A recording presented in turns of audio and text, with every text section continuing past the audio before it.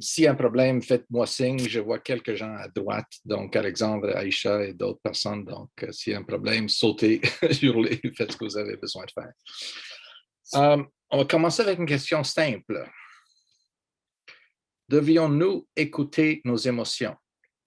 Parce qu'en effet, on parle une émotion, le bonheur, la colère, l'anxiété, tout ça. Souvent, on parle de est-ce qu'on devrait les écouter. Donc, qu'est-ce que vous pensez? Est-ce qu'on devrait les écouter? Je vous pose une question, un scénario. Vous êtes dans la forêt, vous marchez avec votre psychologue. Et en marchant avec votre psychologue, il y a un ours devant vous. Qu'est-ce que vous faites? Je vous donne 3 choix. Essayez pas de sauter avant moi. Premier choix, c'est de courir le plus vite possible. Choix 2, courir vers l'ours. Parce que tous les psychologues nous disent qu'il faut faire face à nos peurs. Ou 3, courir plus vite que votre psychologue. C'est évident dans cet exemple-là que c'est clair qu'on devrait les écouter. Ça fait du sens. Une émotion, normalement, est un appel à l'action. C'est pour cette raison qu'on les vit. On a évolué nos émotions pour assurer notre survie.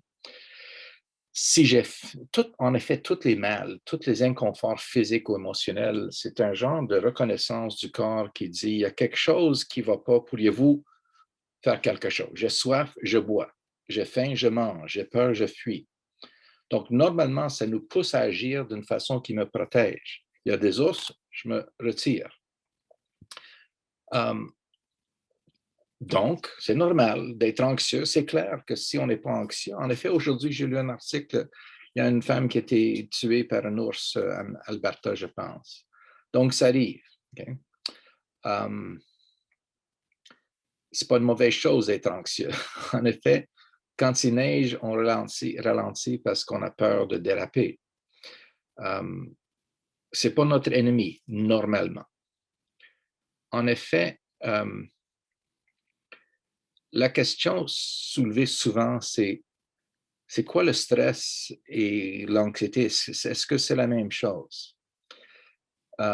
Et en effet, le stress, c'est la réaction que le corps a face à un défi. Il y a des défis très aigus, un ours devant nous, mais aussi des défis comme les examens qui s'approchent. Okay? Alors, il y a des défis aigus, on a tendance de les appeler anxiété. J'ai peur versus je suis stressé pour l'examen. Une est plus chronique, plus large, l'autre est plus aiguë, plus focusée, mais c'est une différence de langue. En effet, la langue du cerveau, le circuit en français, je ne sais pas comment on l'appelle, l'hypothalamus, le glande pituitaire, puis la glande adrénale, HPA axis, ça s'appelle, et le genre d'alarme qui sonne face à tous les défis. Donc, c'est clair que quand on parle de stress, généralement, on parle d'accumulation de défis versus la peur, mais en effet, c'est le même mécanisme physique. Okay? Donc, en effet, pour répondre à la première question, est-ce qu'on devrait écouter nos émotions? Les gens vont souvent dire oui, on devrait les écouter, ça fait du sens. Par contre, si j'ai peur d'un ascenseur, mon anxiété me dit de prendre l'escalier. Est-ce que je devrais l'écouter? Peut-être que ce n'est pas si grave dans un cas comme ça, mais si j'ai peur de, mettons, voyager des avions et j'ai une promotion au travail et je décide de refuser la promotion. Ou si je décide, mettons, si j'ai peur du dentiste et je décide de ne pas y aller. Dans ce cas-là, l'anxiété n'est pas là pour nous protéger, ça nous limite. Donc, je vous donne une couple d'exemples qui parlent de la question vraiment de quand est-ce que l'anxiété est notre allié, quand est-ce que c'est l'ennemi. Parce que ce n'est pas une question de gérer l'anxiété à 100%, c'est une question de le mettre en perspective. Par exemple, parlons de conduite, parlons de la santé, aller au gymnase, on peut aussi parler d'études. Imagine quelqu'un qui conduit, qui n'a aucune anxiété en conduisant, qui n'a pas peur de la santé non plus. Cette personne-là va conduire vite, aucune limite, va faire ce qu'il veut, il neige, ils s'en foutent, il va arriver à la même heure que d'habitude. Pourquoi aller au gym? Pourquoi faire de l'exercice? Pourquoi s'empêcher de boire ou de fumer? Donc, il va avoir pas mal de fun, mais il va aussi vivre les risques. Quelqu'un qui ne ralentit pas quand il neige est très à risque. Un bon niveau d'anxiété. On peut aussi parler des étudiants, on peut aussi parler des études. Je ne m'en fais pas pour l'examen, je n'étudie pas. Je peux prendre la bière avec mes amis, mais je vais moins me préparer. Un bon niveau d'anxiété, je vais ralentir quand il neige. Je vais suivre les conseils médicaux, je vais prendre soin de mon poids, je vais faire l'exercice, je vais étudier pour mes examens. Donc, je vais avoir un peu moins de fun, mais je réduis les risques, les facteurs de risque. Mais quand c'est trop élevé, si j'ai tellement peur de la conduite, je reste chez moi, je ne fonctionne pas. Si j'ai tellement peur de ma santé, je vais aller voir le médecin constamment, aller sur l'Internet. Malheureusement, des fois, les médecins vont arrêter de nous écouter quand il y a vraiment quelque chose. Donc, finalement, ce n'est pas nécessairement un facteur qui nous protège. Et ce qui est important là-dedans, c'est que si on écoute trop l'anxiété, si on a trop d'anxiété, le fonctionnement est atteint. Et avant tout, l'anxiété est là pour nous protéger. Fais attention quand tu rentres dans la forêt, il y a peut-être des animaux. Mais si on ne rentre pas, on ne va pas manger. Donc, il faudrait quand même faire face à certains risques. Et ceci s'applique à tout. Donc, c'est une question vraiment de focuser sur quand est-ce que l'anxiété m'empêche de fonctionner, quand est-ce que ça m'aide, quand est-ce que ça m'affecte. Et il y a des choses à faire pour bouger la ligne. On va toucher ça un peu plus tard. Donc, parlant maintenant de stress, c'est quoi le stress? Le stress est une détresse. C'est ce qu'on vit quand on fait face à des situations qui sont avant tout menaçantes. Il faut qu'il y ait une menace à l'ego, à nous-mêmes. C'est-à-dire que si j'ai un examen, je vais être stressé. Si j'ai déjà passé et l'examen ne va pas toucher la moyenne de mes notes, c'est plutôt un examen de pratique, je ne serai pas menacé. Si mon toit coule et je sais que c'est juste une petite chose qui doit être collée, pas stressante. Si par contre, je pense que c'est mon toit et je n'ai pas d'argent, je suis pas mal menacé. Donc, il faut avoir une conséquence. Un animal qui peut me mordre, un serpent, des choses comme ça. Donc, par contre, si je ne peux pas le contrôler, c'est stressant. Si je peux le contrôler, ce n'est pas stressant. Si, mettons que ça coule de mon toit et je ne sais pas si c'est quelque chose de 5 $ à réparer ou si c'est un nouveau toit de 10 000 $, c'est clair que je vais être stressé si je n'ai pas d'argent. Je vais espérer que c'est la première, mais je ne suis pas certain, donc je suis menacé et je n'ai pas le contrôle par rapport à cette menace. Dans ce cas-là, si par contre, je viens d'hériter 100 000 $ d'une tente ou quelque chose, peu importe si c'est le toit ou non. Okay? Donc, le contrôle, c'est l'antidote du stress. Et on va toucher sur ça tantôt. Une formule créée par des chercheurs, Sonia Lupien et d'autres chercheurs au Centre du stress de Montréal, pour se rappeler de ça. En effet, c'est la même chose. C'est avant tout, il faut que on est menacé quelque part. Quand c'est menaçant, ça nous stresse. Et quand on n'a pas le contrôle, on n'a pas le sentiment de contrôle, on est stressé.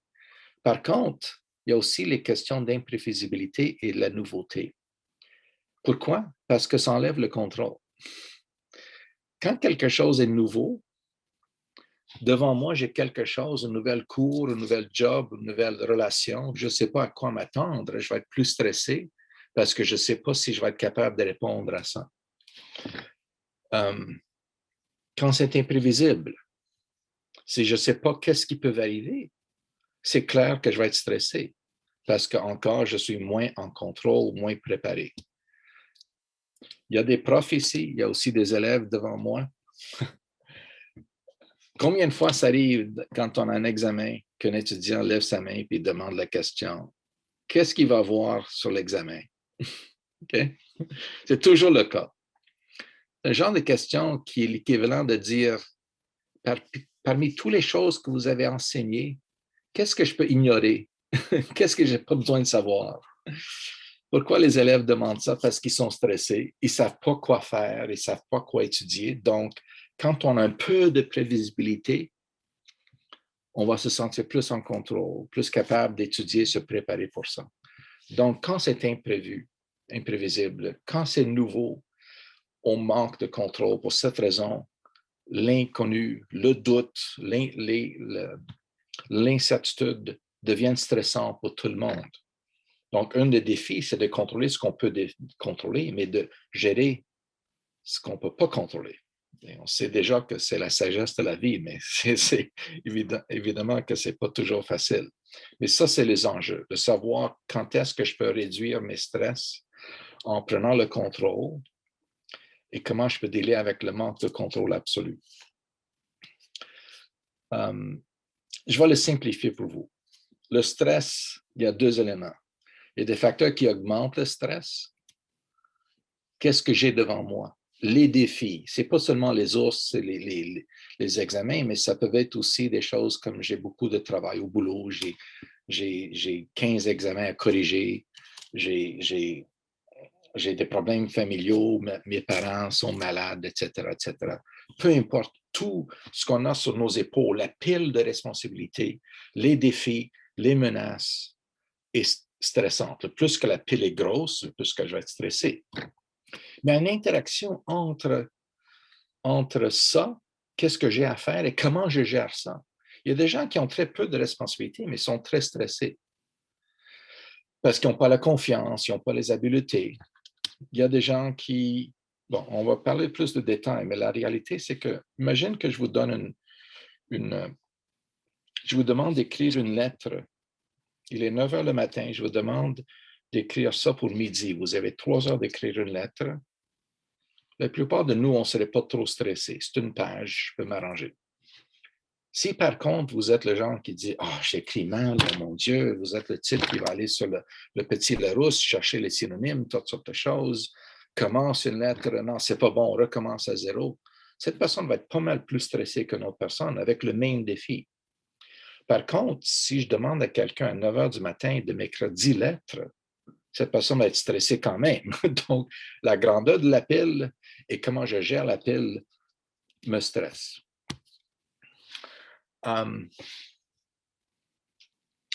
C'est-à-dire que le stress augmente quand les défis augmentent ou nous percevons qu'ils augmentent.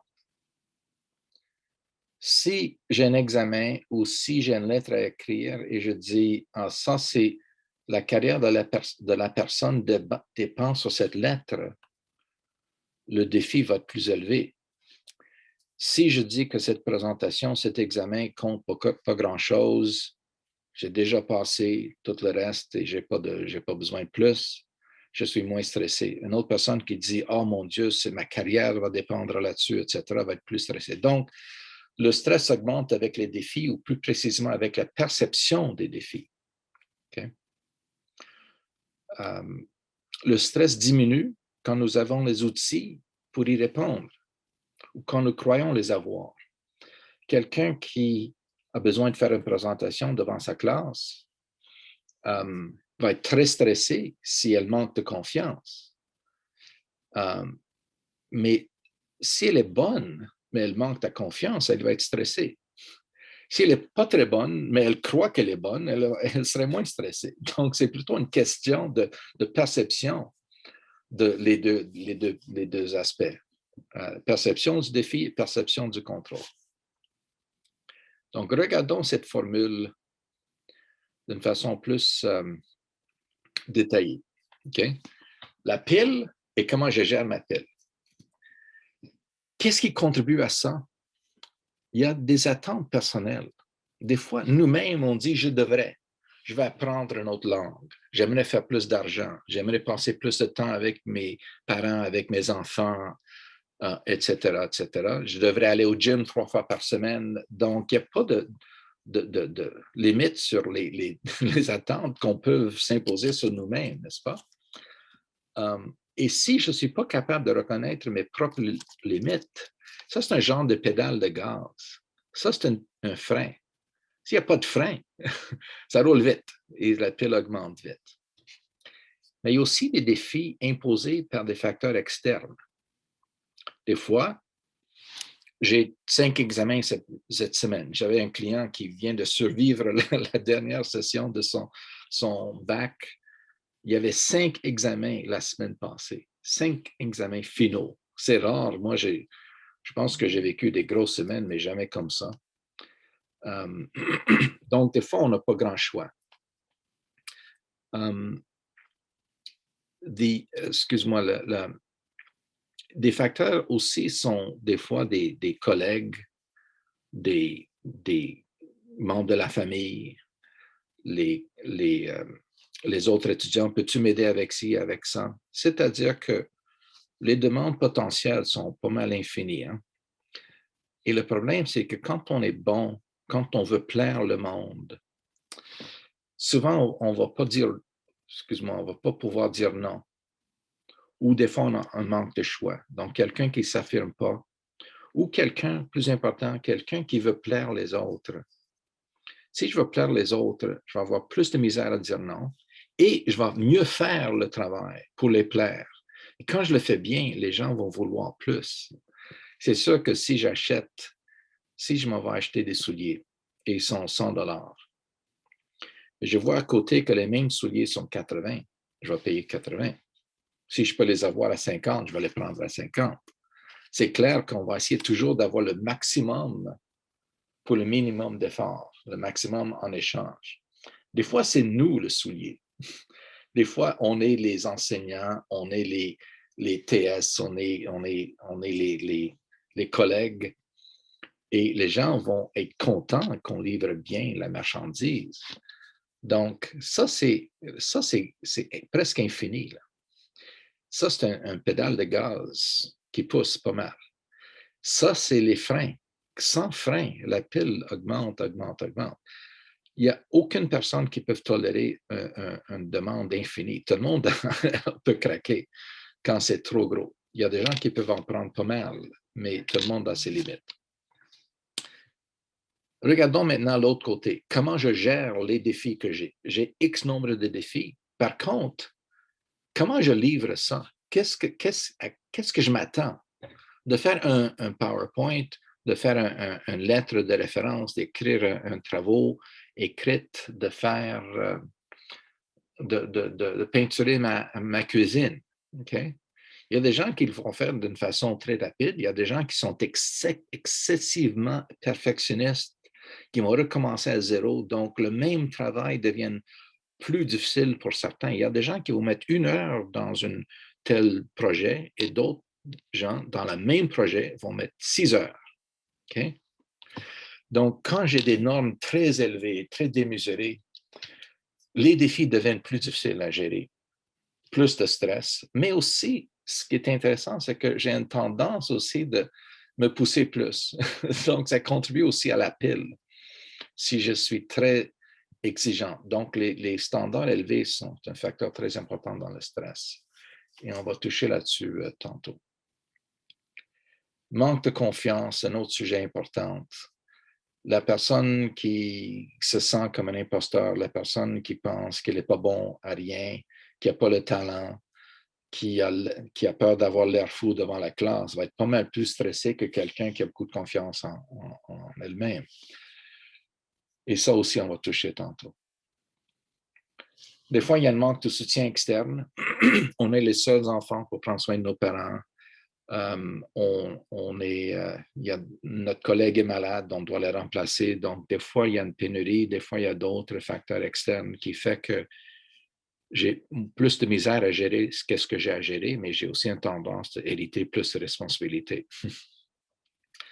Des fois, il y a un manque d'habileté nécessaire ou un pauvre arrimage entre mes habiletés et les demandes de mon job, de ma classe, de n'importe quoi.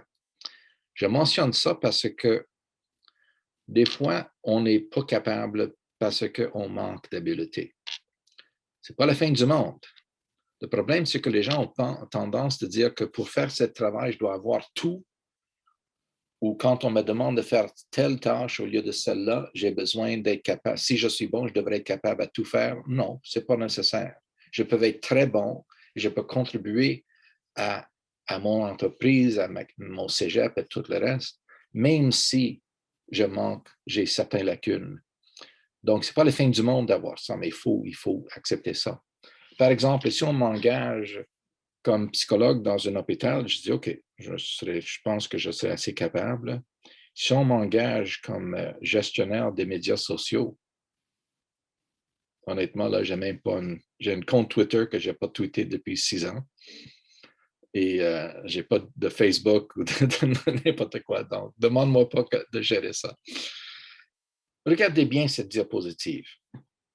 Parce que si vous êtes stressé, sûrement vous allez vous reconnaître là-dedans quelque part.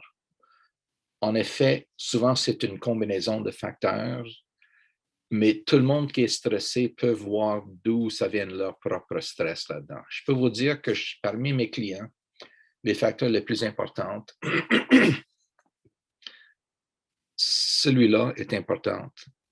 La tendance de vouloir plaire aux autres fait que c'est très difficile de limiter les demandes et de ne pas bien faire le travail. Quand on fait bien le travail, c'est sûr, on va toujours s'adresser à une personne clé, la personne à qui on peut s'attendre de bien faire le travail. Donc ça, c'est un facteur important, le désir de plaire excessivement.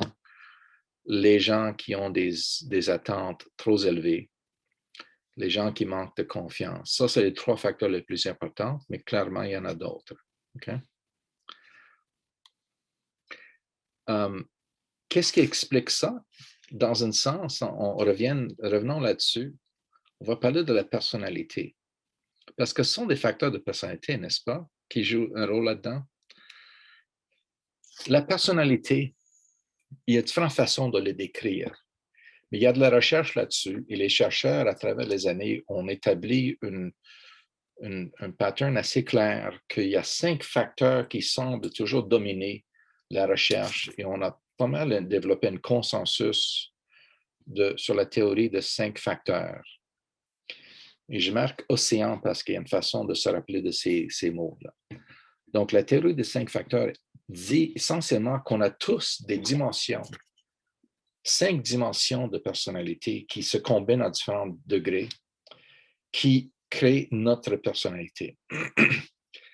C'est clair que la personnalité est quand même dépendante sur les circonstances, donc ce n'est pas si facile à prédire quand quelqu'un va faire quelque chose. Quelqu'un très honnête dans un tel contexte peut être malhonnête dans un autre. Mais en général, quand il n'y a pas de défi énorme, la personnalité va toujours s'entourer autour de ces facteurs-là. Premier facteur, c'est ouverture d'esprit. Openness en anglais. Openness veut dire que quelqu'un qui est prêt à considérer d'autres façons de voir des choses, ouvert à essayer différentes choses à manger, par exemple, la musique, n'importe quoi, versus la personne très rigide à l'autre extrême. Donc, la question de flexibilité et rigidité est un facteur important chez les gens. Quand on dépense sur le meilleur employé de toujours faire bien la job, on adore ces gens-là. On change le système, et il faut s'adapter à un nouvel système, puis ces gens-là deviennent l'employé problématique. Donc, ça, c'est une dimension, la flexibilité de pensée. Rigidité, un côté, très ouvert, l'autre côté. Les gens, il y a conscienciosité, conscientiousness, c'est le mot, c'est une question de les gens qui sont pointilleux, détaillés, veulent s'assurer que toutes les règles sont suivies, tout le reste, versus, good enough. Donc, c'est clair que si, mettons, j'ai besoin d'un pontage cardiaque et j'ai 2 médecins à choisir, je vous donne ce choix-là. Vous avez besoin d'une opération importante, cardiaque ou autre. Médecin numéro 1, on appelle docteur peau de poulet. Le docteur peau de poulet, on l'appelle ça parce que tous les jours, il pratique sur les peaux de poulet parce que la peau d'une poule crue est comme une veine. Donc, ils pratiquent la coupe, les points de suture, la distance entre chaque point, la distance entre la coupe puis le point, la tension, parce que trop tendu, ça peut déchirer la veine, pas assez tendu, ça peut saigner. Ils pratiquent tous les jours sur les peaux de poulet. L'autre médecin, on appelle docteur good enough. Okay. Lequel allez-vous choisir? Tout le monde va choisir le premier médecin. Avec qui préférez-vous vivre? C'est pas la même chose. Donc, tout ça pour dire qu'il y a des gens qui sont très, très focusés sur les détails, des gens qui sont plus pas graves. Il y a une dimension sociale, extraversion versus introversion. Voulant dire qu'il y a des gens qui sont très, très ouverts à des nouvelles expériences avec des gens qui préfèrent de rester chez eux, lire un livre et tout ça. Aucun de ces qualités sont des défauts, sont des dimensions, des facteurs qui font que on a des gens qui sont plus à un côté qu'un autre. Quand c'est plus extrême, on a une tendance à voir certains problèmes, mais c'est ni bon ni mauvais. Ce n'est pas une mauvaise chose d'être introverti. C'est juste une description de la personne, point final. Je vais sauter celui-là, je vais revenir là-dessus. Névrotisme, c'est une dimension d'anxiété, neuroticism. Ça veut dire qu'il y a des gens qui réagissent à tout, oh mon Dieu, tout est grave. Il y a des gens qui sont toujours zen. Donc, la réaction émotionnelle est aussi une dimension qu'on voit déjà chez nos enfants très jeunes. Des fois, les mères les ressentent dans l'estomac. Qu'il y a des enfants qui posent mille et une questions, des enfants qui sont toujours calmes, des enfants qui ont réagi à tout comme c'est grave. Okay? Revenons sur la dimension agréabilité. Celui-là est très important par rapport au stress. Une personne agréable veut s'assurer que tout le monde est content, qui va toujours s'assurer que tout le monde a bien mangé avant eux, que tout le monde a eu leur parole dans une comité, etc. Quand Jacques prend sa retraite, la personne agréable va proposer qu'on lui achète quelque chose. Il y a une douzaine de beignes au bureau, il en reste une beigne. La personne agréable ne va jamais le manger, même si tout le monde a mangé.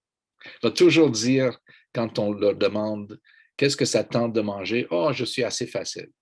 Okay? Donc, c'est des gens qu'on adore parce qu'ils sont ouverts, sont flexibles, sont toujours prêts à plaire, mais c'est très facile de prendre avantage de eux. Hein? L'autre extrême, c'est quoi? L'autre extrême de cette dimension, c'est l'antagonisme. Moi contre le monde. J'ai mangé un beigne, je m'en fous que si tout le monde a mangé, en autant que j'ai le mien. Les Donald Trump du monde, là. Ça, c'est les gens à l'autre extrême. Okay? Donc, en effet, ça, c'est la personnalité globale. Et on se trouve tous un peu là-dedans. Pourquoi c'est important? Parce qu'évidemment, les gens qui sont très agréables vont avoir plus de misère à dire non. Les gens rigides vont avoir plus de problèmes à dealer avec du changement, vont être plus stressés par des changements, etc. Donc, les personnalités jouent un rôle important là-dedans. Voici un exemple de comment ça joue, particulièrement chez vous, dans les classes, au travail, quand on a un devoir à faire. Donc, je vais parler de devoirs que j'enseigne pas maintenant. Quand même, je donne de temps en temps des devoirs à mes clients. Okay? Comme psychologue, quelle sorte de devoirs je donne? Je leur demande des fois d'écrire quand ils ont paniqué, dans quelles circonstances, la fréquence, l'intensité, leurs pensées, tout ça. Et ça s'applique à la colère, ça s'applique à la dépression, plein de choses. Donc, c'est un outil que je n'utilise pas tout le temps, mais c'est très aidant quand c'est pertinent. Et j'ai plein de clients qui le font bien. J'ai plein de clients qui ne le font pas du tout. À un moment donné, j'arrête de demander si la personne ne le fait pas. Mais quand même, j'ai deux styles de personnalité qui me frappent toujours comme très intéressants. Je demande à des gens de faire ces devoirs. Il y a des gens qui vont pas le faire. Dans la salle d'attente, oh, j'ai oublié de faire mon devoir. Ils vont faire un napkin avec leur devoir sur le papier comme ça. Il y en a d'autres qui vont m'apporter des pie charts comme ça, avec des pourcentages, tout le reste. C'est la même demande. C'est la même demande. il y a des gens qui nous amènent un document, un travail avec des couleurs, avec tout en plastique laminé. Tout le reste. Il y a des gens qui vont nous donner quelque chose avec la moutarde dessus. Okay? Donc, c'est pas que la moutarde est une mauvaise chose, c'est juste pour dire que le devoir, c'est la même demande. Mais l'effort qu'on met là-dedans dépend sur nos attentes, n'est-ce pas? Donc, c'est pas qu'une est mauvais, c'est que les deux sont pas saines. Ça, c'est pas assez de qualité. Mais ça, c'est tellement excessif que si j'applique ce standard à toutes, je serais incapable de respirer. Je serais tellement étouffé, je vais devoir abandonner. Donc, quand on est stressé, ce qu'on cherche, c'est le contrôle par rapport à ça. Comme je dis, le contrôle est l'antidote du stress. Il y a un ours dans la forêt, potentiellement, je vais amener un fusil au cas où. OK? Donc, plus capable. J'ai un toit qui coule, mais j'ai mis l'argent à côté au cas où. Quand j'ai fait rénover ma cuisine, mon sous-sol, j'ai décidé de ne pas le toucher avant que j'avais assez d'argent pour le payer. Peu importe qu'est-ce qu'on découvre, on va toujours découvrir quelque chose. Donc, je me sentais plus en contrôle. Si je me suis engagé quand j'avais juste l'argent précis, là, je deviens stressé à la possibilité d'une découverte de quelque chose. Okay? Donc, si je veux éviter des mauvais sorts, je dois comprendre toutes les menaces. Je dois savoir qu'est-ce qu'il y a devant moi, qu'est-ce qu'il va y avoir sur l'examen. Il faut savoir exactement qu'est-ce que je vais avoir devant moi. Les défis de santé, les défis d'école, d'études, les défis personnels, de relations, et devoir pouvoir les corriger, les maîtriser. Okay? C'est ça qu'on cherche. Ma blonde va peut-être me laisser, alors je vais m'assurer qu'elle m'aime. Comment? Donc, si j'ai le contrôle sur moi-même, sur toutes les autres personnes, sur toutes les circonstances, aucun stress, aucune anxiété. Par contre, sinon, la réalité, c'est qu'il faut aussi gérer le manque de contrôle quand on veut gérer le stress. Okay? On a une tendance, quand on veut contrôler, de focuser sur le fait qu'il y a des possibilités de quelque chose qui va mal aller. Et on ne peut pas le nier.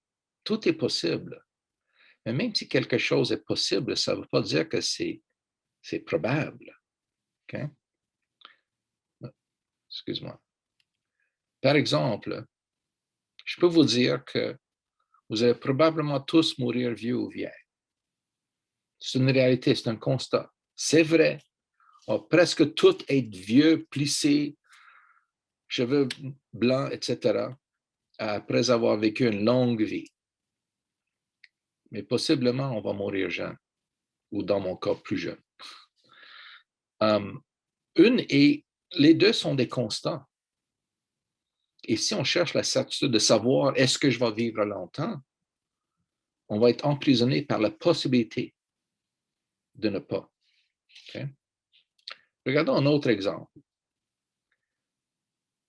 C'est possible de gagner une loterie, n'est-ce pas? Des fois, on imagine, ça serait bien, on imagine qu'est-ce qu'on va faire avec l'argent, puis tout le reste. Ça ne veut pas dire que l'argent va apparaître dans notre compte de banque. C'est une image qui est détachée de la réalité. Quand c'est négatif, la possibilité de mourir jeune, soudainement, on a une tendance à réagir comme si c'est vrai. Il faut adresser ça. Il ne faut rien faire, il faut juste le vivre. Imagine que je vous dis, voici un plan de retraite que j'ai développé. Vous êtes tous jeunes, donc je vous conseille le suivant. Payez vos comptes, soyez responsables, mais pour le reste de votre argent, vivez pleinement, achetez des linges, allez en voyage, gâtez-vous, mais gardez toujours 10 $ par semaine pour acheter des billets de loterie. Aussitôt que vous gagnez la loterie, vous faites prendre votre retraite. Voici mon plan de retraite. C'est un bon plan. La plupart des gens vont dire je ne vais pas gagner la loterie. Mais c'est possible. C'est juste que ce n'est pas probable. Et parce que ce n'est pas probable, on ne va pas agir comme si c'est vrai. On va simplement rêver, puis c'est tout. Donc, en effet, une question de quand on cherche la certitude dans la vie, on s'emprisonne dans toutes les possibilités. Voici quelques autres exemples. Il y a très peu de chances d'attraper le COVID. C'est quand même un cas sur 3000 par jour, chose comme ça. Mais c'est possible. Si on l'attrape, on peut mourir. Mais quand même, probablement non. Parce que c'est quelque chose qui, même si c'est 1-2%, c'est possible, mais la grande majorité des gens ne vont pas mourir de ça. Tout ça pour dire qu'il ne faut pas s'en faire. Parce qu'il y a toujours des risques partout. Quand on conduit, il y a des risques. Quand on mange, on a des risques d'étouffer. Mais quand même, il faut mettre les risques en perspective et aussi apprendre à tolérer un certain niveau de risque pour être capable de gérer le stress. C'est-à-dire, je pourrais avoir une mauvaise note sur mon examen. Oui, c'est stressant, c'est possible, mais c'est quand même pas probable. Donc, agissez comme selon les probabilités. C'est possible de gagner une loterie, mais probablement non, donc mettez l'argent à côté. C'est possible que vous allez échouer votre examen, mais probablement non, donc calmez-vous puis agissez sur les probabilités. Donc, pour apprendre à tolérer le doute, c'est ça le but. Un monsieur qui a tellement peur de sa santé veut s'assurer qu'il n'y a rien. Est-ce que j'ai quelque chose ou non? Son but, c'est d'avoir rien, de s'assurer qu'il n'y a rien. Il y a des gens ici qui ont peut-être peur de la santé, donc on va donner cet exemple-là. Est-ce que j'ai quelque chose ou non? Donc, la personne qui a peur qu'il y a quelque chose, qui veut s'assurer qu'il n'y a rien, va voir le médecin. Le médecin dit, ah, tout est beau, Monsieur Tremblay, vous n'avez rien. Ah, j'ai rien. Jusqu'à temps que l'anxiété dit, hey, les médecins, ils font des erreurs. Oh, c'est vrai, peut-être j'ai quelque chose. Il va voir le médecin qui dit, on a fait des tests, les tests sont tous négatifs, relax, t'as rien. Ah, jusqu'à temps que l'anxiété dit, oui, mais les tests, il y a des fausses négatifs. Hein? C'est vrai, peut-être j'ai quelque chose. Ou j'ai oublié de mentionner ce symptôme-là, ou il y a un nouvel symptôme. C'est-à-dire que quand on va être certain, on devient emprisonné dans le doute. Et ça, c'est un facteur important dans le stress parce que, en effet, on est stressé quand il y a un danger potentiel, une menace potentielle. Faillite, rupture amoureuse, échouer un examen, etc., sont toutes réelles et possibles, mais ne sont pas probables. Donc, il faut être capable de quand même vivre comme si on est en santé, même si c'est possible qu'on a quelque chose. Donc, je dis à mes clients, ton but d'être certain que tu n'as rien va t'emprisonner dans la peur le reste de ta vie. Le but que j'ai pour toi, c'est de dire qu'il faut tolérer l'idée que vous avez quelque chose. Oui, c'est possible que j'ai une maladie, mais probablement pas. C'est possible que je vais gagner une loterie, mais probablement pas. Donc, agissez comme quelqu'un qui est en santé et à un moment donné, vous allez apprendre à mieux tolérer ça. Voici quelques exemples. La plupart de vous, vous conduisez ou vous êtes passager dans des autos. On est tous conscients du fait qu'on peut mourir dans un accident d'auto. Il y a des gens tous les jours qui meurent dans les autos. Par contre, même si on est capable de temps en temps de l'imaginer, c'est rare qu'on y pense à tous les moments qu'on est dans l'auto. Pourquoi? Parce qu'on conduit. À un moment donné, on n'agit pas là-dessus et parce qu'on n'agit pas sur notre peur, on commence à ressentir moins d'anxiété. Quand on mange, on sait qu'on peut étouffer, mais la plupart de nous, on n'y pense pas quand on mange. C'est rare que j'y pense. J'y pense de temps en temps, mais rarement. Pourquoi? Parce que généralement, je fais face à ces risques anyway. Et si je n'agis pas selon mes peurs, je deviens moins anxieux. C'est-à-dire, j'ai appris à tolérer le doute. Il y a des risques, mais ils sont en perspective et je ne les ressens pas. Donc, mes comportements vont faire que j'ai plus ou moins de peur de quelque chose, d'un certain risque. Donc, les actes vont sensibiliser les peurs ou diminuer les peurs. Voici d'autres exemples. Il y a des gens qui ont peur des chiens, il y a des gens qui ont peur des ascenseurs. Ces choses-là ont plus tendance d'avoir... Il y a des gens qui ont phobie de toutes ces choses, mais généralement, il y a plus de gens qui ont peur de ça que de ça. Pourquoi? Parce que si j'ai peur d'un chien, je peux toujours traverser la rue. Je peux toujours me distancer. Si j'ai peur d'un ascenseur, je peux toujours prendre l'escalier. Alors, chaque fois que j'évite, je suis soulagé, mais je renforce la peur. C'est comme je confirme que j'avais raison d'avoir peur et ça sensibilise la peur.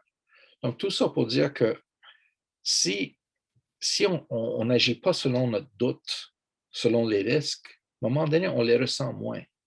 Le but, ce n'est pas d'être convaincu qu'il n'y a aucun risque. Le but, c'est de tolérer ça. Parce que, comme je dis, l'antidote du stress, c'est le contrôle. Mais le problème, c'est que si on est absolu dans notre façon de chercher le contrôle, si on va éliminer tous les risques, on a peur de tout ce qui peut nous arriver. On est emprisonné par le minuscule risque qui demeure. Bon. Il est 1h moins. On a quelques minutes encore. Parfait. On a une autre vingtaine de minutes. Donc, on va changer un peu le sujet. On va parler du syndrome d'imposteur. Pourquoi? Parce qu'il y en a, je ne sais pas combien de gens, à peu près 70 personnes dans la salle virtuelle ici. Je dirais au moins 75 de ces 70 personnes se sentent comme un imposteur dans leur classe ou dans leur travail. Pourquoi? Parce qu'on est presque tous comme ça.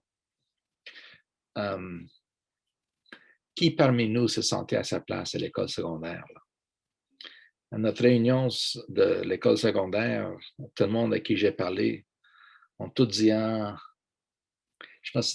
je me sentais pas à ma place, j'avais pas d'amis. Et quand on arrive là, tout le monde nous adore et tout le monde confirme qu'il nous adorait. La réalité, c'est que on est toujours en train de se comparer à d'autres personnes. Le prof demande une question, puis Joanne lève sa main puis répond à la question. Mettons que moi, je n'ai pas la réponse dans ma tête. Mon Dieu, Joanne, elle est plus sharp que moi. Le prof demande une deuxième question. Et mettons, Philippe lève sa main. Et Philippe a la réponse. Et moi, je n'ai pas la réponse dans ma tête. Oh mon Dieu, Philippe. Lui aussi est plus intelligent que moi. Le prof demande une troisième question. Oh, au moins, j'en ai une. Je lève ma main puis je réponds à cette question. Mais ça se peut que Joanne et Philippe n'ont pas la réponse dans leur tête. Ils vont penser que c'est moi qui est plus intelligent qu'eux. C'est-à-dire qu'on est toujours en train d'observer les connaissances que telle personne a et moi, je n'ai pas. Ou les talents que cette personne a. Oh mon Dieu, cette personne joue la guitare, moi, je n'ai aucune habileté. Ils sont plus talentueux que moi. Ça se peut que la personne dise, lui, il a des amis, moi, je n'ai pas d'amis. Et va penser que c'est moi qui est supérieur à lui. La réalité, c'est qu'on voit constamment qu'est-ce qu'une autre personne a dans sa tête, leur talent, leur connaissance. On n'a aucun accès à qu'est-ce qui manque. On a accès à qu'est-ce qu'on manque. Donc, on compare qu'est-ce qu'on manque. On ne voit jamais ce que notre personne n'a pas et que nous avons. Donc, pour cette raison que ce n'est pas rare. En effet, c'est presque garanti que tout le monde se sent comme des imposteurs. Donc, c'est important de comprendre ça quand on pense à nous-mêmes et notre estime de soi. Donc, j'ai une présentation sur l'estime de soi, mais je vais juste toucher un couple d'éléments là-dedans parce que j'essaie juste de toucher un peu plusieurs sujets. Alors, je vais parler de deux éléments qui contribuent à notre faible estime de soi. Les standards élevés. J'ai mentionné démesuré dans l'autre diapositive, c'est-à-dire que quand c'est jamais assez bon, quand je suis un perfectionniste, il y a des gens qui ont ce qu'on appelle les schémas cognitifs. Un schéma cognitif est un genre de croyance fondamentale sur le monde, sur nous-mêmes. Il y a des gens qui sont fondamentalement convaincus que c'est jamais assez bon, ça pourrait toujours être mieux. Il y a plein de gens comme ça, des perfectionnistes, si vous voulez. Et on veut ça, on veut quand même quelqu'un avec des standards très élevés qui va bâtir le pont Champlain, qui va bâtir l'avion on va prendre, le médecin. On cherche toujours quelqu'un qui est très exigeant. Mais quand on est comme ça, le sentiment que c'est jamais assez bon fait qu'on va dire, alors, fais plus, fais-le encore, fais-le mieux. Donc, ça vient avec l'idée que peu importe ce que tu fais, ça ne serait pas assez bon. Et quand c'est pas assez bon, et quand tu sais que ça ne serait pas assez bon, à un moment donné, on commence à abandonner et on dit, j'en peux plus. Et on ne fait rien. Donc, ça mène à l'abandon de tout effort ou de procrastiner parce qu'on dit que ça ne serait pas assez bon. Et dans ce cas-là, on voit qu'on ne produit rien, qui confirme notre croyance qu'on est bon à rien. Donc, quand c'est très élevé, la tendance, c'est d'être extrêmement stressé parce que c'est jamais assez. C'est l'épuisement physique qui nous empêche de continuer au lieu de dire c'est bon. Et les gens stressés, comme j'ai mentionné dans la formule, la page sur la formule de stress, cet élément contribue énormément au stress. Donc, les gens qui ont des exigences élevées, c'est bien, mais trop élevées, c'est malsain. Donc, voici 2 questions à se poser quand je fais un travail.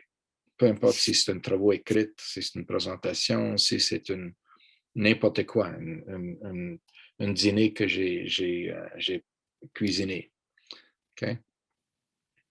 Puis-je réussir plus? Il y a des gens qui vont toujours se poser cette question. Est-ce que je peux faire plus? Est-ce que ça pourrait être mieux? Il y en a juste une réponse à cette question. La réponse est toujours oui. Dans ce cas-là, continue. Imaginez deux vendeurs. 2 vendeurs qui ont vendu 1 million de produits dans une année. Les 2 vendeurs décident de fixer un but de 2 millions l'année d'après. Très ambitieux. Les 2 réussissent 1,5 million de ventes. Donc, ils ont vendu 1 million, ils ont visé 2 millions, ils ont réussi 1,5 million. Celui-là va ouvrir des bouteilles de champagne. Wouhou! Vise autres, tu vas toujours t'améliorer. Cette autre personne, déprimée parce qu'il a échoué dans ses attentes. Posez-vous la question, lequel êtes-vous? Cette personne-là, celui-là fixe l'objectif comme une direction. Je vais m'améliorer. L'autre le fixe comme un but minimal, qu'il atteint ou il n'atteint pas. Il n'atteint pas, il est déprimé. Mais si son but, c'est de vendre le plus possible, s'il atteint, il va fixer un autre but, plus élevé, qu'il va soit atteindre ou non. Non, il va être déprimé, il atteint, il fixe un autre but, qu'il va soit atteindre ou échouer. À un moment donné, c'est une question de temps avant qu'il va être déprimé. Donc, cette question est un piège. On va toujours arriver à l'échec. Si je me pose l'autre question, ai-je réussi beaucoup? Oui, alors sois fier. Point final. Oui, je peux faire mieux, mais j'ai bien fait. 1,5 million, 50% de plus de ventes est très excellent comme résultat. Donc, c'est un piège de cette question. Des gens pour qui c'est jamais assez bon sont souvent des gens qui réussissent énormément, sont des tops de la classe, sont des leaders de leur société. Mais rarement est-ce qu'ils sont satisfaits parce qu'on peut toujours faire plus. Et j'en ai rencontré des gens qui sont des présidents de compagnies, des gens avec des énormes réussites dans leur vie, des sommités de leur profession, mais imposteurs. Parce que les autres, ils ont réussi à cause du fait qu'ils se poussent. Mais si on se pousse suite à cette question-là, on va se brûler éventuellement garanti. Si on se pousse avec celui-là, si on se pousse, mais dans une direction d'amélioration, vous être très content. Relié à ça, c'est aussi nos attributions. Donc, il y a deux facteurs, les standards élevés et à quoi on attribue nos succès ou nos échecs. Tous les préjugés s'autoconfirment. Si je crois que toutes les X sont X, Y, et on voit ça chez les gens qui sont intolérants, qui sont racistes, etc. Tous les immigrants sont, tous les whatever, les Blancs, les Noirs, les musulmans, les Juifs, tous les Italiens ont des grosses médaillons. J'en ai pas, mais bon, il n'est pas typique. C'est-à-dire qu'on va toujours trouver la preuve. Pourquoi? Parce qu'une croyance a une tendance à s'auto-confirmer. Et on le voit ça chez les autres. Une personne intolérante va toujours trouver ses preuves. Et ça va être très difficile de briser ça. Mais pensez aux préjugés qu'on a envers nous-mêmes. Quelqu'un qui pense qu'il est bon à rien va trouver sa preuve. Voici un exemple scolaire. Imagine deux élèves dans la classe, les deux meilleurs élèves de cette classe. Tout le monde est d'accord que ce sont les meilleurs de la classe. Et une a beaucoup de confiance en elle-même et l'autre manque de confiance. C'est tout. Autre que la confiance sont égales. Le prof demande une question. Ni un ni l'autre a la réponse. Celle-là va dire, oh mon Dieu, c'est une question difficile. L'autre va dire, oh, je suis bon à rien. Le prof demande une deuxième question. Celle avec confiance va dire, yes, je suis bon. Celle qui manque de confiance, ouf, au moins c'était une question facile. Pensez à cet exemple-là. Deux étudiants au même niveau, même intelligence, même capacité, mais avec différentes croyances personnelles. Une, celle avec la confiance, qu'est-ce qu'elle fait avec la première question? Question difficile, elle fait une attribution externe à l'échec. La deuxième question, je l'ai réussi parce que je suis bon. Attribution interne au succès. L'autre fait l'opposé. Première question, elle n'a pas eu, c'est parce qu'elle n'est pas assez bonne. Deuxième question, c'est parce qu'elle était chanceuse ou la question était facile. Attribution externe au succès, interne aux échecs. Et l'autre fait l'opposé. Donc, en effet, c'est ça les croyances. Les croyances ont tendance à trouver la preuve. Donc, les gens qui ont tendance à se blâmer ou de manquer de confiance vont toujours trouver ça. Si on n'est pas capable de se questionner, et je ne vais pas donner trop de détails là-dessus, mais il y a quand on parle quand on travaille la confiance en soi, on fait souvent ce qu'on appelle la restructuration cognitive, une façon de questionner nos croyances. Et là-dedans, prenons un événement. Quelqu'un réussit une note moyenne médiocre sur un examen, mettons un C, un C-, un 60, quelque chose comme ça. Cette personne-là se sent déprimée. Ça, c'est les conséquences. Mais pourquoi? Parce qu'il y a une croyance entre les deux. Je ne suis pas à ma place. Je ne suis pas une bonne élève. Mais si on prend le recul puis on dit, bon, c'est vrai que je n'ai pas réussi bien sur cet examen-là, mais oublions l'examen, oublions les conséquences. Regardons à la question, êtes-vous à votre place? Bon, avant tout, on peut découvrir que peut-être la moyenne de la classe était 60 ou 50. On peut découvrir que ma cote R est très élevée ou j'ai réussi bien les autres examens. Donc, avec le recul, on est capable de répondre à la question, est-ce que je suis à ma place comparé à d'autres étudiants, tout le reste? Quand on manque de confiance, on a une tendance à focuser sur l'événement. Mais l'événement peut s'expliquer de plusieurs façons. Ça se peut que votre chien est décédé, que l'examen était difficile, n'importe quoi. Ça ne nous dit rien. Ce qui est important, c'est le recul d'examiner à la base, est-ce que je suis une bonne personne, une bonne étudiante, et tout le reste. Donc, quelques mots sur la confiance en soi.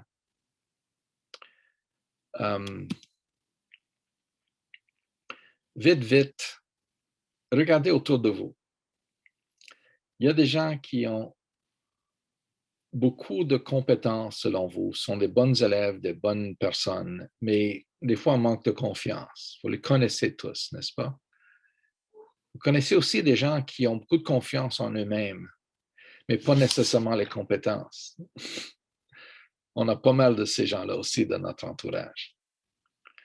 Pensez à ça, parce que souvent, ce qu'on voit chez les autres, c'est leurs vraies compétences et leur niveau de confiance ne sont pas très attachés. Mais par contre, quand on regarde dans le miroir, on a tendance à croire que si je manque de confiance, c'est parce que je manque d'habileté. Au lieu de reconnaître ça comme peut-être juste une question de confiance, ce n'est pas vraiment de compétence. Et vous le voyez ça chez les autres. Donc, souvent, le manque de confiance fait qu'on met trop de pression sur nous-mêmes de créer une bonne impression. Et pensez à vos amis. Pensez aux gens que vous trouvez intelligents ou drôles, etc. La première impression compte quand il n'y a rien d'autre comme information. Mais quand on prend le temps de connaître quelqu'un, on oublie la première impression. Ça ne vaut rien. Donc, tout ce qu'on dit on décide dans les 5 premières minutes qu'est-ce qu'on pense de quelqu'un, ça, c'est peut-être dans une entrevue de job. Là. Dans la vie, les gens qui vont me juger après 5 minutes, je ne peux rien faire. Je ne peux pas contrôler ça. Mais si je sais que quelqu'un me donne le temps de me connaître, ils vont voir qui je suis. Donc, je n'ai pas besoin de m'en faire pour la première impression. Un autre aspect à considérer, c'est vos habiletés. Souvent, le changement nous fait peur parce qu'on ne sait pas les détails. Mais si, mettons que j'ai 5 problèmes, on me donne un problème de mathématiques, aucune idée comment trouver une solution. Mais j'y pense, après quelques minutes, je trouve une solution. On me demande un autre. Aucune idée, j'y pense, je trouve une solution. Je fais ça 5 fois. La 6e question arrive. Oh. 6e question arrive, qu'est-ce que je fais? Qu'est-ce que j'ai appris? Si j'ai appris que j'ai réussi celui-là, ces 5-là, mais ça, c'est différent, je n'ai pas de confiance. Si je dis, j'ai réussi des questions complexes de mathématiques, ça, c'est une autre question complexe de mathématiques ce n'est pas différent. Donc, la raison qu'on a peur de la nouveauté, c'est parce qu'on a trop tendance à focuser sur les détails au lieu de dire, mais ce n'est pas plus complexe que d'autres choses que j'ai appris. Et si j'étais capable d'apprendre quelque chose de complexe dans le passé, j'ai les capacités de le faire dans l'avenir. Donc, le changement fait moins peur. Okay? Donc, apprenez de vos réussites du passé. Finalement, quelques éléments pour retrouver un peu votre étincelle. Tout le monde est... En effet, quand je pense à cette question-là, je dois dire il faut que je trouve ma propre étincelle parce que ce n'est pas évident dans ces jours-ci. Je manque, le social me manque beaucoup. Alors, je vais parler les trois piliers du bonheur. Et je vais ajouter un couple d'éléments après. Okay? Les 3 piliers du bonheur, il y a différentes façons de le voir ça, mais le travail, la famille, le jeu. Donc, moi, je le vois plus comme 3 rôles que je joue. On joue tous différents rôles. Je suis un psychologue, vous êtes des enseignants, des étudiants, vous avez un rôle, on se lève le matin pour aller contribuer à la société avec un tel titre, une telle fonction. Donc, c'est clair que le travail peut nous amener du bonheur. Mais quand j'étais au parc et je voyais mes enfants jouer au baseball et j'étais en sandales puis shorts, je n'étais pas psychologue. Vous n'êtes pas étudiant, vous n'êtes pas enseignant, on est quand même, je suis le fils de quelqu'un, le père de quelqu'un, le frère, le voisin, l'ami. Donc, tous ces rôles-là, ce que je fais en vie n'a aucune importance. Aucune importance. En effet, je me rappelle, j'ai rencontré un monsieur pendant 3 ans au parc. On placotait de tout, on avait beaucoup de fun. Sauf que, à un moment donné, il me dit « Hey, je t'ai entendu à la radio. Je ne savais pas que tu étais psychologue. » C'est vrai, mais je n'avais aucune idée qu'est-ce que lui faisait non plus. On n'a jamais parlé de notre job en 3 ans. Okay. Parce qu'on parlait toujours du baseball, de nos enfants et tout le reste. Mais quand je suis en vélo, ou si j'écoute la musique, ou si je lis un roman, je suis ni psychologue, ni père de famille. Donc, mon bonheur vient d'où? Vient un peu de tout ça, de tous les aspects de ma vie. Donc, c'est important de ne pas oublier qu'on a besoin de ça. C'est pas une ou l'autre, c'est pas juste le travail qui va changer les choses.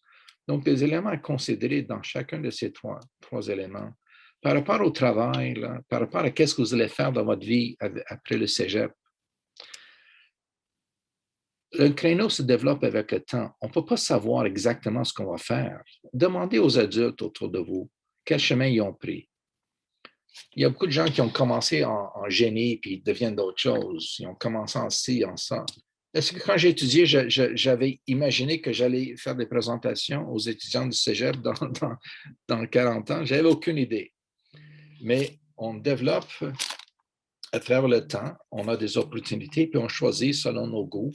À un moment donné, le chemin qu'on se trouve dessus était un chemin qui a pris beaucoup de déviations.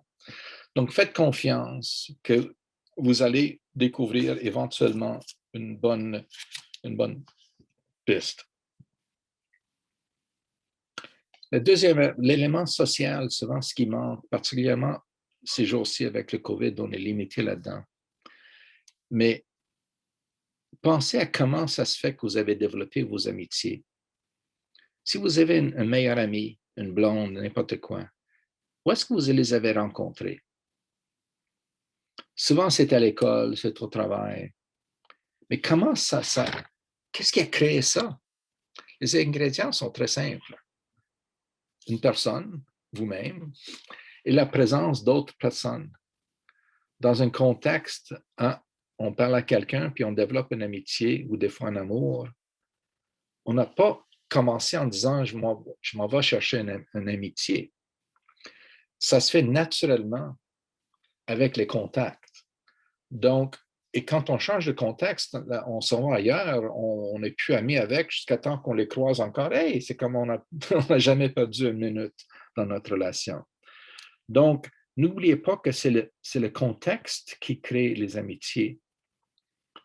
Plus que si vous êtes capable dans un tel contexte, vous avez déjà les habiletés de connecter avec du monde. Donc, il faut juste s'assurer qu'on a d'autres contextes pour le faire. Et des fois, ça prend la planification, l'investissement là-dedans. Je vais téléphoner quelqu'un.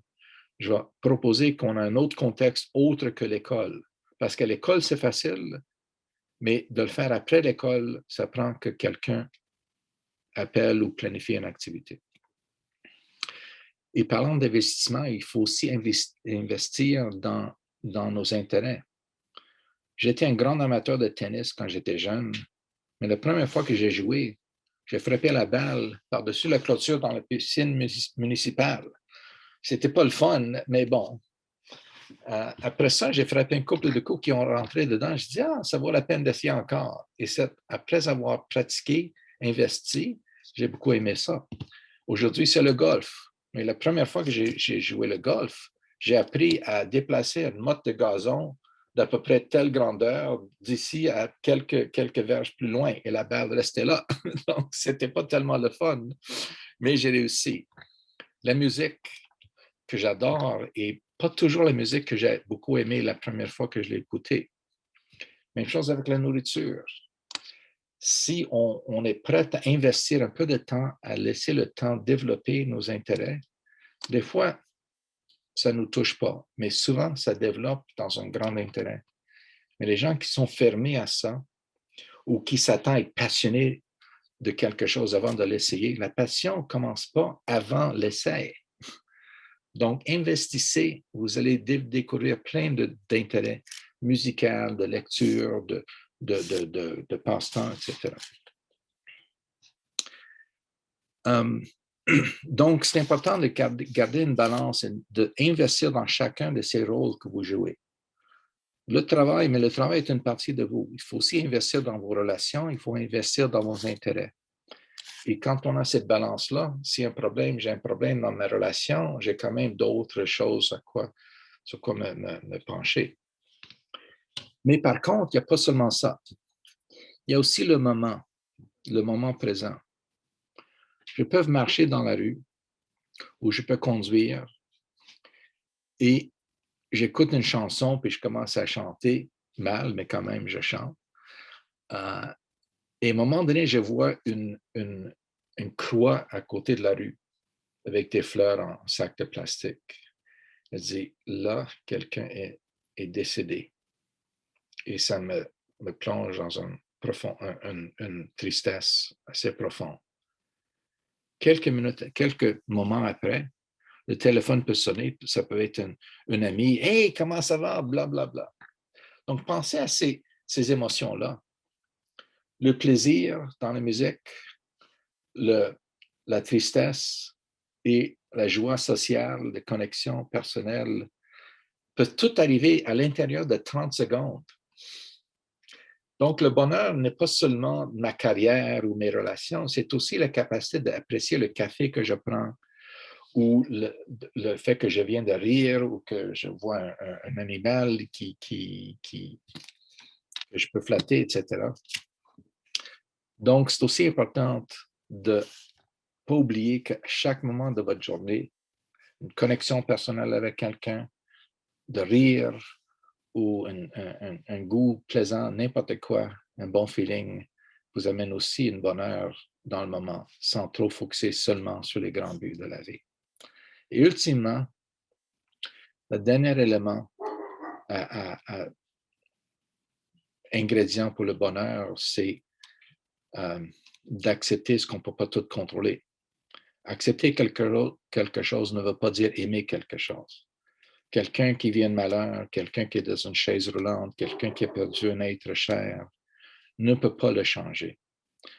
Donc, quand on est obligé d'accepter, ça ne veut pas dire pas s'en faire. On peut être très blessé, on peut être triste, mais quelqu'un qui cherche à défaire ça, à comprendre, il cherche comme si j'ai soif, je veux boire. Si j'ai peur, je veux fuir. Si j'ai faim, je veux manger, je veux établir mon équilibre. Mais des fois, si j'ai une perte que je ne peux pas défaire, je cherche le « ah », comme si je prends un verre d'eau, mais je ne peux pas l'avoir. Donc, à un moment donné, il faut des fois tolérer le fait que oui, c'est triste, ça me fait chier, point final. Mais arrêtez d'essayer de trouver la justice ou de trouver une solution, un pourquoi. Il est ce qu'il est, point final. Donc, il est 1h20. Il me reste 2 diapositives. Écoutez, juste une chose à considérer, c'est qu'on est dans une période importante de pénurie de contacts sociaux et tout le reste. Et on peut toujours dire que l'année 2020-2021 est un peu mieux, mais pas nécessairement. Des fois, il faut ne pas oublier que la vie est pleine d'expériences et des fois, il y a des expériences positives et des fois, il faut aller chercher de s'accrocher sur des éléments de ça. Quand on va à une plage, on va toujours amener une roche avec nous. Ah, ça, c'est la roche que j'ai prise sur cette plage-là. Un petit branche, n'importe quoi. Pourquoi on fait ça? Pour se rappeler de ça. Donc, j'essaie de me rappeler des événements. Quand j'étais au Vietnam, j'ai adopté mes enfants au Vietnam. J'étais sur China Beach, la plage où les Américains ont atterri puis ils sont souvent partis en sac. Et ça représentait tous la merde de cette guerre-là, tout le malheur que ça a créé. Mais je voulais être là. Je voulais quand même être en contact avec cette place et cette histoire-là. Donc, j'ai décidé de rouler mes pantalons puis marcher dans l'eau de China Beach. Pendant que j'étais au restaurant, je me suis excusé pour aller le faire, juste pour pouvoir me rappeler de ce moment-là. Quand j'étais jeune, quand j'étais marié, on n'avait pas d'argent pour acheter un arbre de Noël. On achetait un petit arbre à 5 $ et je n'avais pas des décorations. J'ai créé une étoile en carton et du papier aluminium. Alors ça, c'était en 1981. Et maintenant, j'ai 4 enfants adultes. Ils vont venir chez nous, ils vont prendre chacun leur tour à mettre 7 étoiles sur l'arbre de Noël. Et ça, c'est, excuse-moi, ça, c'est l'arbre que j'ai créé en 1981, qui est encore en vie. Si la maison brûle, on va chercher cette étoile avant des enfants, des animaux. Okay. Mon père est décédé, mais il était un immigrant, donc les immigrants ont tout fait ce qu'il y avait à faire pour survivre, nettoyer les planchers. Il y avait aussi de l'équipement pour être cordonnier. Juste, il cordonnait ses propres souliers, il réparait des choses. Quand il est décédé, j'ai trouvé cet équipement-là. Donc, durant le COVID l'année passée, j'ai décidé de prendre ces affaires et j'ai créé cette chose pour mon mur dans mon sous-sol. Donc, j'ai un hommage à mon père dans mon sous-sol. J'ai créé ça durant le COVID, l'isolement l'année passée. Le verglas en 1998, il y a beaucoup de vous qui n'étaient pas nés. Mais pendant 5 jours, il n'y avait pas d'électricité à Montréal.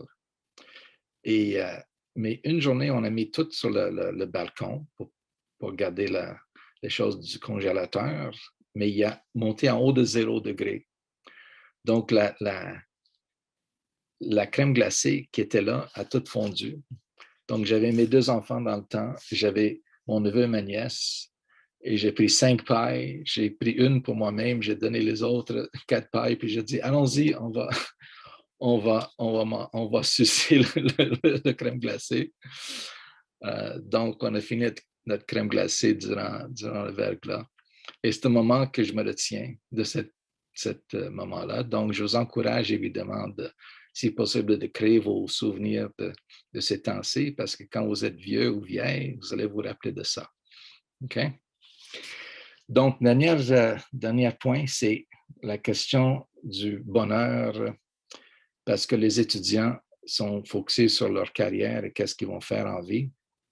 Je peux vous dire une chose, il y a en effet la recherche sur cette question-là. Est-ce que l'argent et le bonheur est relié? Je vais vous répondre oui et non. En effet, la recherche démontre qu'en effet, oui, l'argent apporte le bonheur, jusqu'à un tel point, après ça, c'est plat. Voulant dire que peut-être c'est mieux de dire que le manque d'argent apporte le malheur.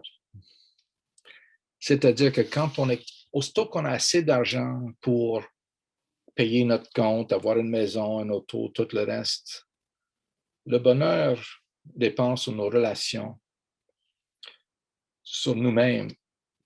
Donc, si on est millionnaire, mais on vient de vivre un échec amoureux, ça blesse autant que si on est pauvre. Donc, focuser plutôt sur une vie saine et normale. Et après ça, ce n'est pas tellement la carrière, c'est plutôt vos autres éléments, les éléments sociaux, les éléments de vos passions, vos intérêts. Donc, le bonheur dépend essentiellement sur vous, sur vos buts, vos attentes, vos attitudes qu'on avait parlé aujourd'hui. Les circonstances, évidemment, parfois sont très malheureuses. On ne peut pas toujours les contrôler. C'est pour cette raison que l'acceptation devient importante. Mais quand même, le bonheur est souvent relié plus à notre façon de gérer le stress et les défis qu'aux circonstances particulières. Bon, il est 1h25. Je m'excuse d'avoir pris peut-être quelques minutes un peu plus, mais quand même,